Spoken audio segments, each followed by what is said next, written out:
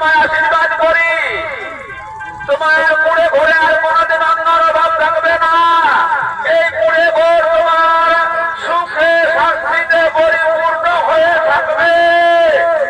আর তোমার ছেলে মানিক আমাকে যে সম্মান দিয়েছে তার জন্য আমি তার গলায় মণিমুক্তার মালা পরিয়ে দেব। আয় বাবা আমার পাশে আয়, আজ আমি তোর মায়ের পূজায় সন্তুষ্ট হয়ে এই মণিমুক্তার মালা তোর গলায় পরিয়ে দিচ্ছি বাবা। এবার তোরা সুখে থাক বাবা, এবার তোরা সুখে শান্তিতে থাক। আমি এবার আসি, আমি এবার আসি, আমি এবার আসি।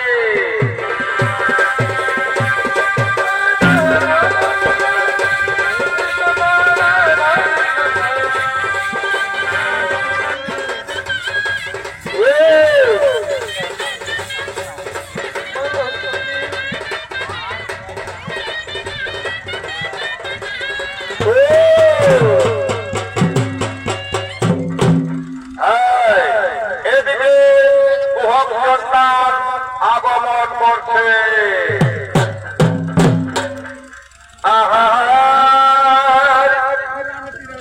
দেখ বেটা রাগা হাসি না তোর ভাইকে মারিস না।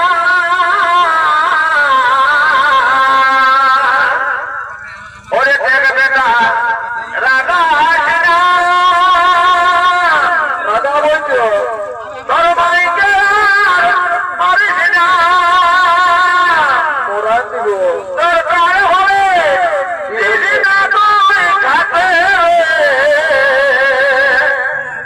ওরে দরকার হবে দিদি না তুই খাতে। ওরে সোনার মালিক খাবে দুধ ভাতে। ও সোনার মালিক ডাকিস দুধে ভাতে।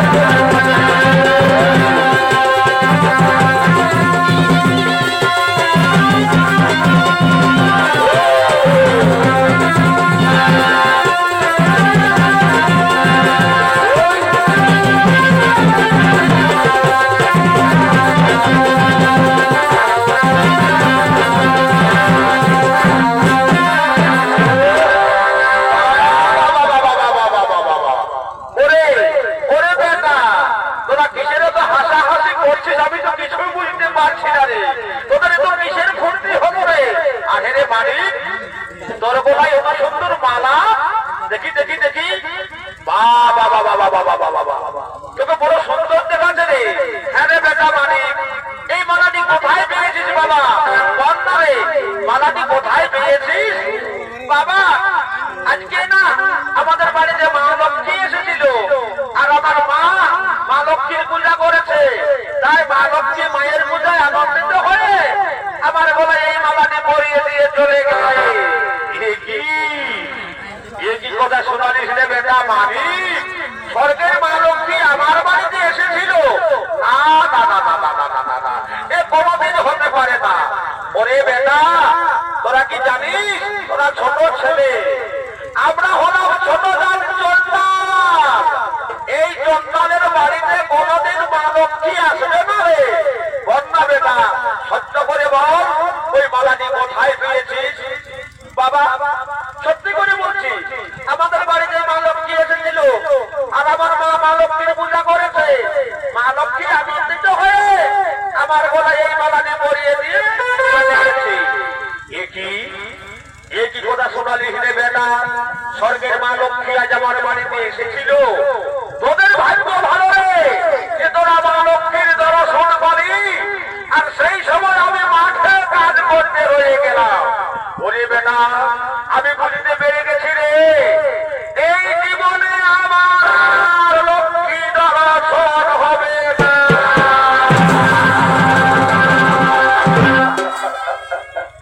ওরে ওরে বেটা বাড়ি চল চল বাবা, আমাকে সেই পড়তে দিয়ে দে যে পড়তে মা লক্ষ্মী আমার বাড়ি থেকে বেরিয়ে গেছে।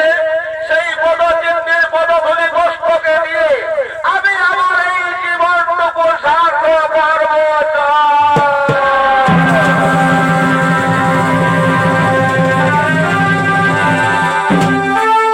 তাই থেকে কৃষ্ণ বলরাম তারা আগমন করছে।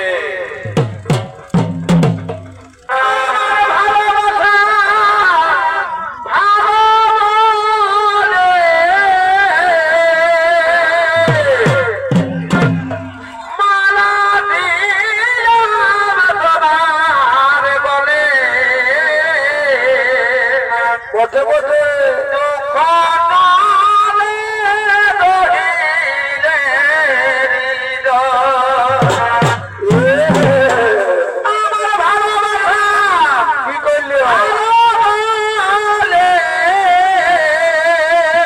ভালো তো বসে বলে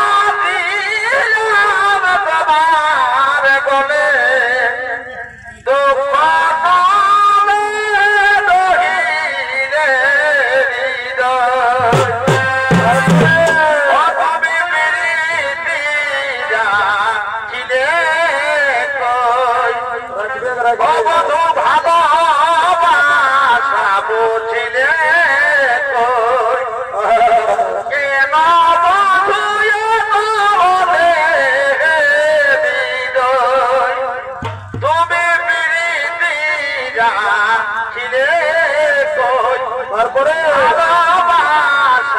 বুঝলে বুঝবে কেন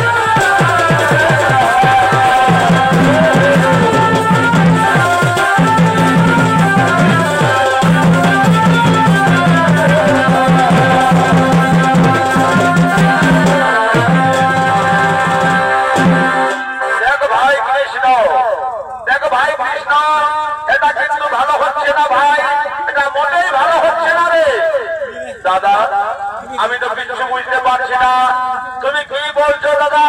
পরিষ্কার করে তুমি খুলে বলো। ওরে ওরে ভাই ভাই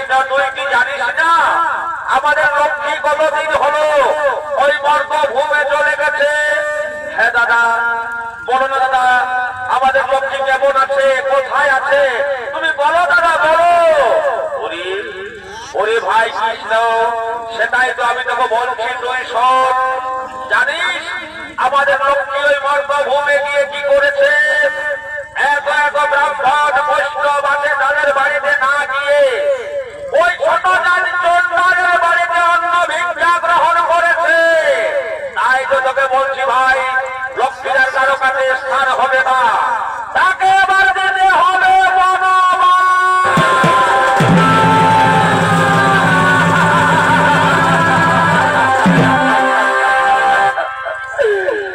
তুমি কি বলছো দাদা?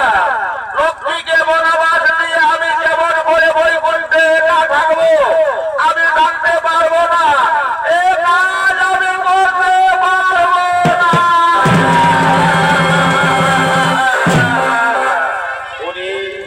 ওরে ভাই কৃষ্ণ, তুই যদি লক্ষ্মীকে এবারে বনবাসে না দিবি ভাই, তাহলে লক্ষ্মীকে নিয়ে তুই দ্বারকাতে সুখে থাক। এই দ্বারকা ত্যাগ করে আমি চিরদিনের মনে চলে যাবো রে। আমি আর এই দ্বারকাতে কোনোদিন ফিরে আসবো না ভাই। এই দ্বারকাতে আমি আর কোনোদিন ফিরে আসবো না।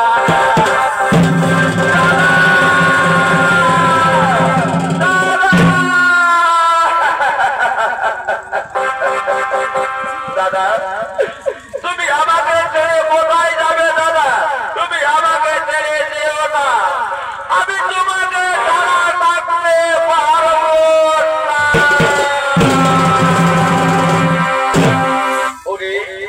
ওরে ভাই কৃষ্ণ, তাহলে তুই কথা দে, লক্ষ্মী যদি মর্তভূম থেকে ফিরে আসে, তাকে আর ভিতরে না যেতে দিয়ে সঙ্গে সঙ্গে তাকে দিতে হবে বনবাস। পারবি তো? কথা দে। হ্যাঁ দাদা, আজ আমি তোমার আদেশে লক্ষ্মীকে দেব বনবাস।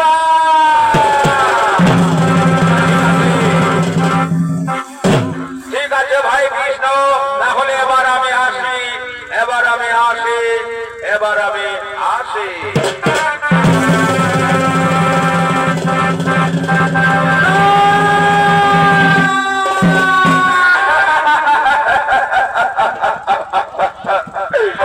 তুমি কি আদেশ করবে দাদা? তুমি আমাকে কি আদেশ করবে? আজ তোমার আদেশে আমার লক্ষ্মীকে বনবাস দিতে হবে, এ আমি পারবো না।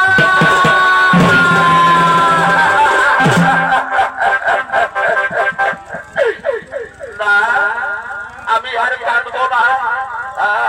কাঁদবো না, ওই লক্ষ্মী কতদিন হলো গর্ভধামে চলে গেছে, সে এখনো ফিরে এলো না। তবে কি সে এখনো সঙ্গে আছে? না না না না না না, তা হতে পারে না। এইবার যদি লক্ষ্মী গর্ভধাম থেকে ফিরে আসে, তাহলে তাকে আমি আর ভিতরে চলে যাব না, সঙ্গে সঙ্গে তাকে পাঠিয়ে দেবো বনবাস। এই মতো সময়ে মা লক্ষ্মী এই পৃথিবীর মানুষের দুঃখ দুর্দশা নিবারণ করে আবার সে স্বামীর ঘরে ফিরে আসছে। স্বামী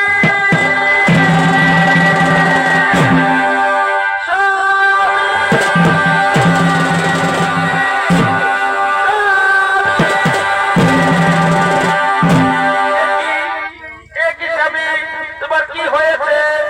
আমি কতদিন পর স্বামীর ঘরে ফিরে আসছি, তুমি আমার সাথে কেন কথা বলছো না? স্বামী বলো না গো, তোমার কি হয়েছে? শোনো লক্ষ্মী, তুমি যে কাজ করেছো, এই সমস্ত দ্বারকাবাসীর মুখে চুলকানি লেপে দিয়েছো। কারণ ওই বর্ণধামে গিয়ে ওই ব্রাহ্মণ বৈষ্ণবের বাড়িতে না গিয়ে তুমি লোকে ওই ছোট জাতি চন্ডালের বাড়িতে অন্ন ভিক্ষা গ্রহণ করেছো।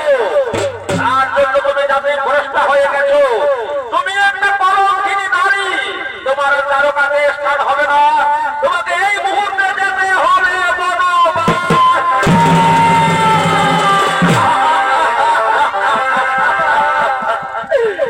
তুমি কি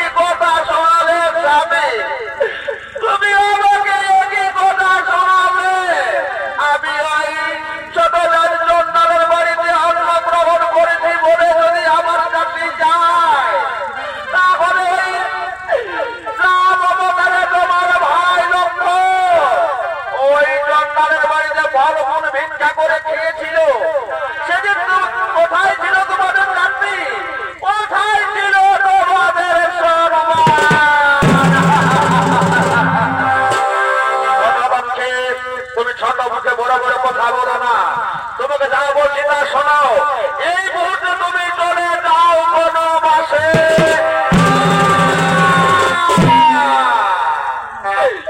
ওগো স্বামী দেবতা, আমি তোমাকে ছেড়ে কোথাও যাব না স্বামী, আমি তোমাকে ছেড়ে কোথাও যাব না। শোনো লক্ষ্মী, শোনো লক্ষ্মী, আমি তোমাকে বারবার বলছি কথা শোনো। তুমি যদি স্বেচ্ছায় বনবাসে না যেতে চাও, তাহলে কিন্তু এবার আমি তোমাকে চাবুক মারতে মারতে বনবাসে পাঠিয়ে যাবো। যা শয়তানি এখনো দাঁড়িয়ে আছিস কেন?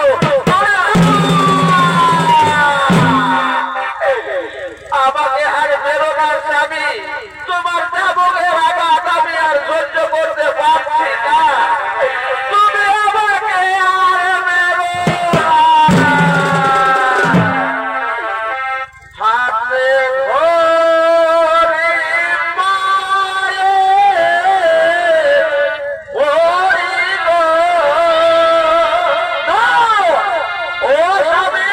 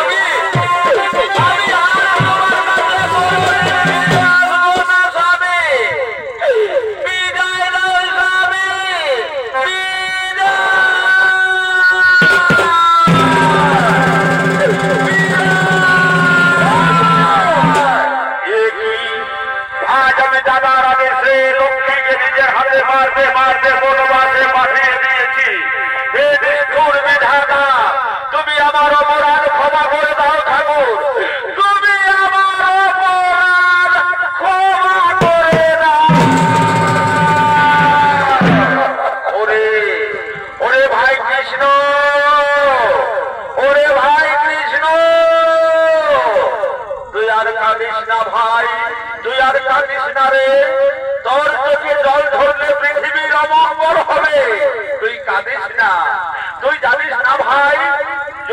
লক্ষ্মীকে ওই বনবাসে না দিতাম রে, তাহলে এই দ্বারকাবাসীর নিকটে আমরাকে অনেক অপদস্থ হতে হতো। ভাই তুই খুব ভালো কাজ করেছিস রে, তুই ভালো কাজ করেছিস দাদা। ওই লক্ষ্মীর বিরোধের জ্বালা আমি আর সহ্য করতে পারছি না, ক্ষুধায় তৃষ্ণায় আমি বড় ক্লান্ত হয়ে গেছি দাদা। আমি একটু ঘুমাবো, আমাকে একটু ঘুমোতে দাও দাদা, আমাকে একটু ঘুমোতে দাও। ওরে ভাই কৃষ্ণ, তুই একা কেন ঘুমাবি রে? চল আমরা দু ভাই একই সাথে একই বিছানায় নিদ্রামগ্ন হব। চল ভাই চলো। এদিকে কৃষ্ণ বলরাম তারা দু ভাই একই বিছানায় নিদ্রামগ্ন হলে এমন সময়ে হনুমান তারকার সমস্ত ধনরত্ন হরণ করার জন্য আগমন করছে।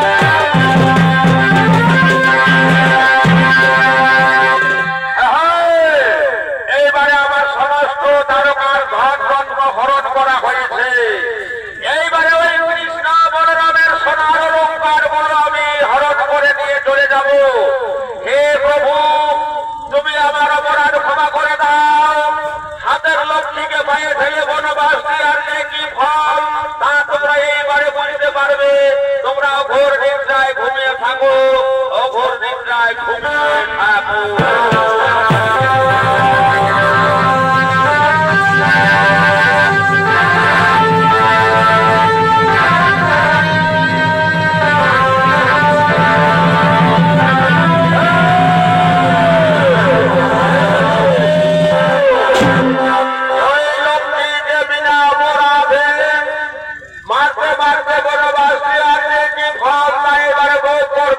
আমি এবার যা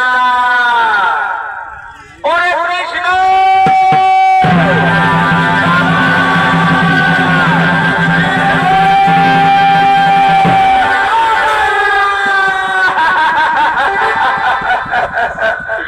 আমাদের কি হলো দাদা, আমাদের কি হলো?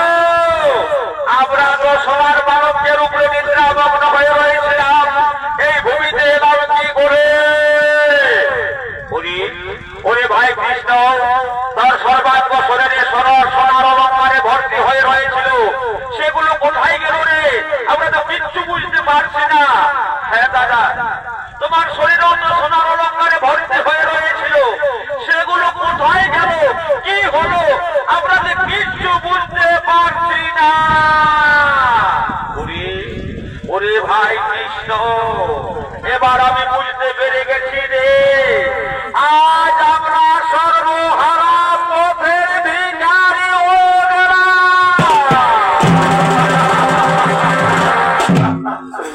দাদা। তাহলে এখন আমি কি করব? ওই লক্ষ্মীর বিরোহের জ্বালা সহ্য করতে না পেরে ক্ষুধায় তৃষ্ণায় আমি বড় ক্লান্ত হয়ে গেছি দাদা। আমাকে কিছু খাবার খেতে দাও দাদা, আমাকে বড্ড ক্ষুধা পেয়েছে, আমাকে কিছু খাবার খেতে দাও। ওরে ভাই কৃষ্ণ, তুই বলতে পারিস ভাই কি জন্য আমি তোর থেকে বড় হয়ে জন্ম নিয়েছি? আজ তার ছোট ভাই তার দাদার কাছে কিছু খাবার চাইছে, আর আমি তোকে কিচ্ছু খাবার দিতে পারছি না রে। এর দিয়ে আর বড় দুঃখ কি হতে পারে?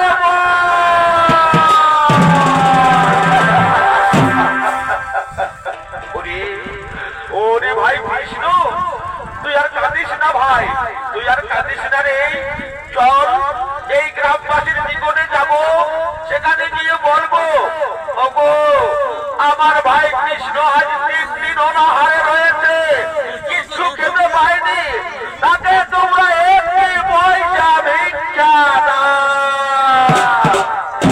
তাই চলো দাদা, তাই চলো, তাই চলো।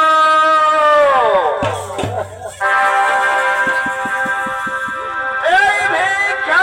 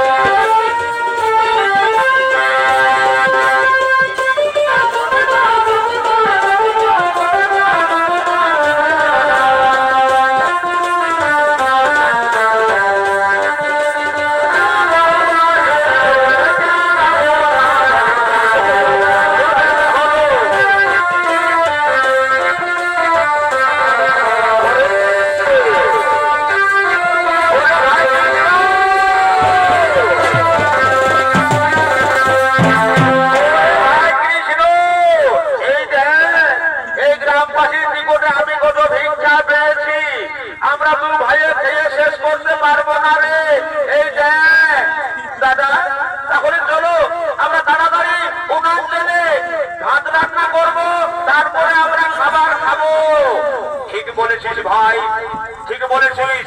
আরে ভাই কৃষ্ণ, চল আমরা এই ভিক্ষার চালকে ওই বৃক্ষের মূলে রেখে দিয়ে আগে সরোবর থেকে স্নান করে আসবো, তারপরে আমরা রান্নার ব্যবস্থা করব। ঠিক বলেছো দাদা, তাই চলো এই ভিক্ষার চালকে আমরা ওই বৃক্ষের মূলে রেখে দিয়ে তাড়াতাড়ি সরোবর থেকে স্নান করে আসবো। তাই আয় চলো আয় চলো।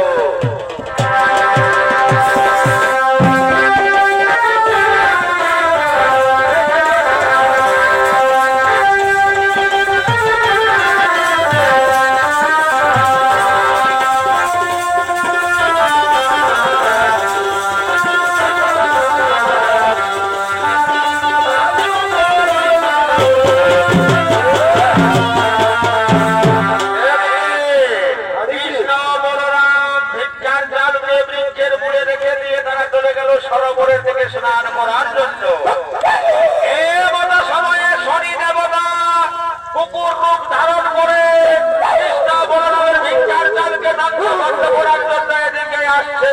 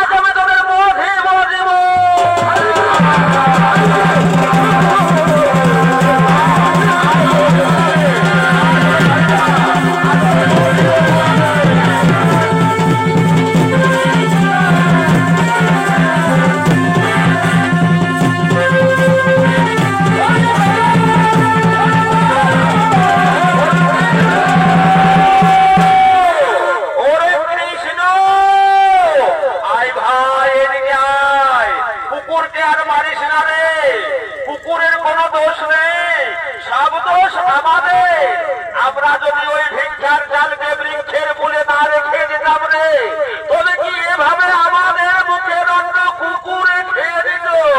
সব বিধাতার লীলা রে, এ সব বিধাতার লীলা। দাদা, তাহলে আমি এখন কি খাবো? আমি যে একেবারে ক্ষুধার জ্বালা সহ্য করতে পারছি না দাদা, আমি একেবারে ক্ষুধার জ্বালা সহ্য করতে পারছি না।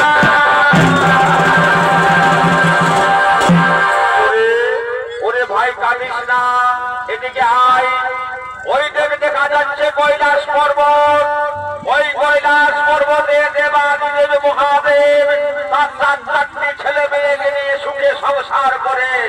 চল আমরা তার কাছে যাব, গিয়ে বলবো বাবা ভোলানাথ, তোমরা আমাকে কিছু ভিক্ষা দাও।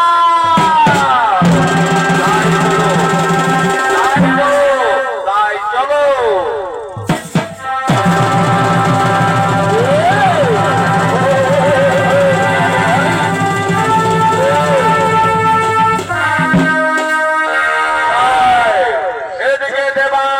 মহাদেব কৈলাস পর্বতে তার কৈলাস পর্বতে আগমন করছে।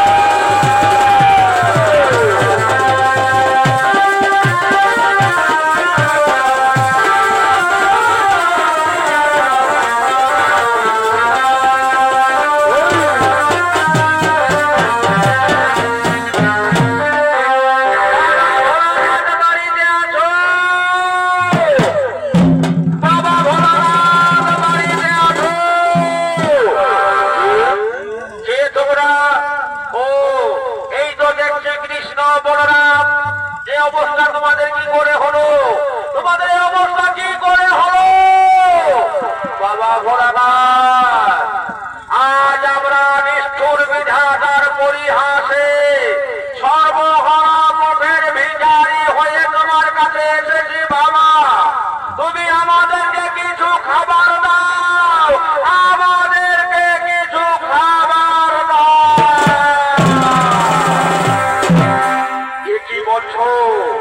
এ কি বলছো তোমরা আমার বাড়িতে 10 দিন উনান জ্বলেনি আমি তোমাদেরকে কি খাবার খেতে দেব আমার বাড়িতে কোনো খাবার নেই বাবা ভোলানাথ তুমি তোমার 4টি ছেলে মেয়েকে যে খাবার দাও সেই খাবারের কিছু অংশ আমাদেরকে দাও তাতে আমাদের হয়ে যাবে কিছু খাবার আমাদেরকেও দাও তোমরা বলছো আমার 4টি ছেলে মেয়ে কি খেয়ে আছে শোনো আমার কৈলাস পর্বতের পাশে রয়েছে সদাবত্ত ভাটি সেখানে কে যখন যায় তখন পেট ভরে খাবার খেতে পাই আমি আমার ছেলে মেয়েদের নিয়ে প্রতিদিন সেখানে যাই আর পেট ভরে খাবার খেয়ে আসি কি বললে বাবা ভোলানাথ সদাবত্ত ভাটি কোথায় রয়েছে ওই সদাবত্ত ভাটি আমাদেরকে সেখানে নিয়ে চলো আমরা পেট ভরে খাবার খাবো তাই চলো কৃষ্ণ বলরাম আমার সঙ্গে চলে এসো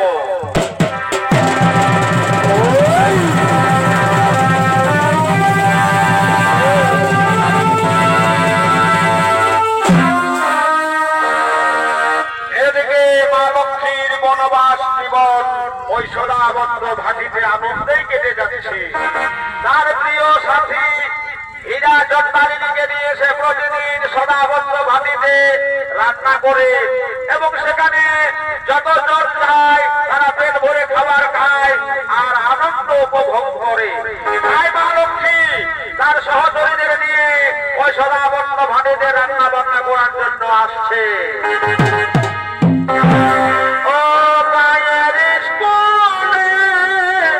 বাবুর মাই কি করলি পড়াচ্ছে নানা সবাই তাল বাজাতে বাবুর মাই পড়াচ্ছে নানা সবাই তাল বাজাতে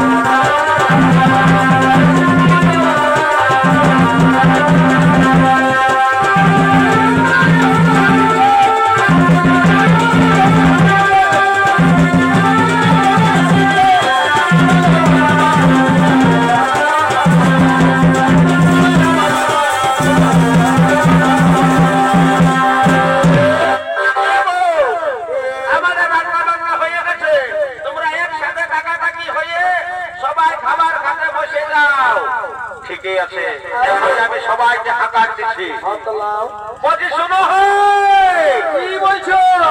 এই সদাবর্ত ভাটির ধারে পাশে যারা যারা আছো সবাই চলে আসো। রান্না বান্না হয়ে গেছে, এখনই আমরা সবাই একসাথে বসে খাবার খাবো।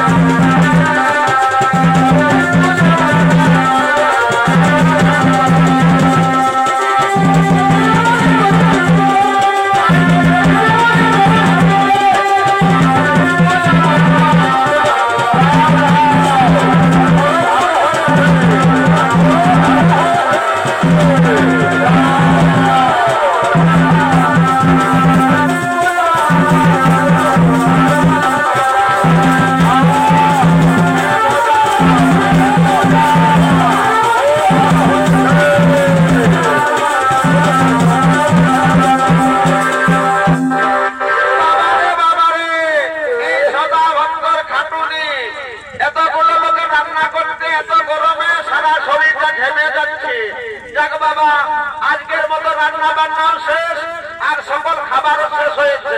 এরপর আমাদের বাসনগুলো পরিষ্কার করলে হবে। এই মতো সময়ে কৃষ্ণ বলরাম আসছে। সদাবর্ত ভালে ডেকে আছো,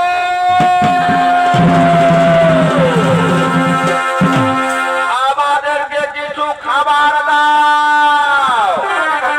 বলছি তোমরা কে হে, তোমরা কে হে? বড় অসময়ে এসে গেলে ভাই। এই সময় আমাদের সদাবর্ত ভাটিতে সব খাবার শেষ হয়ে গেল। কি বলছো? আমরা শুনেছি নাকি এই সদাবর্ত ভাটিতে যে যখন আসে তখনই পেট ভরে খাবার খেতে পায়। এ নিষ্ঠুর বিধাতা, এর যে আমাদেরকে মৃত্যু দাও ঠাকুর, আমাদেরকে মৃত্যু দাও।